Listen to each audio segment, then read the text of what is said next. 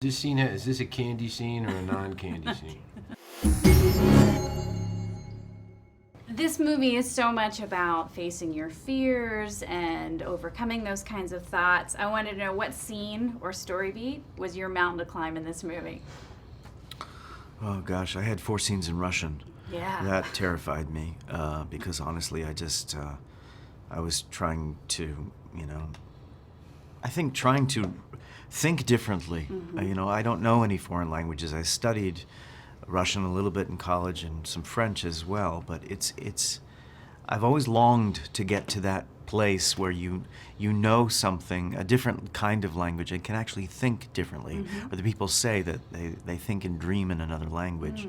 In this case, if you lay the sentences out in English and in Russian next to each other, they're almost backwards, Oh, wow. which is extraordinary, and it sort of makes you think differently, and it makes Yeah. you communicate differently, and that was a huge fear and challenge for me, absolutely, heading into this. Wow, that's great. There's 2 sequences at the end of the film that take place at night outside in the rain. Yeah. And we shot this in Toronto in the fall. Mm-hmm. And we shot those scenes towards the end of our shoot.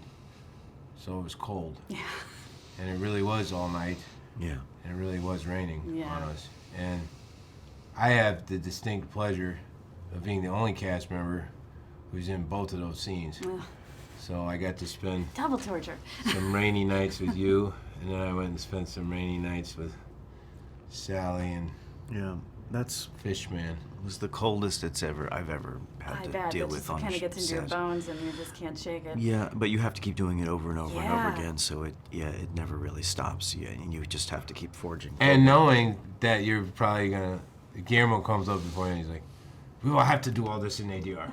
Right. I'm sorry. So you're like, not only are you freezing, but you know you're gonna have to like do the ADR, which I'm not. I always am very scared of ADR. Sure. Yeah. Because I'm not.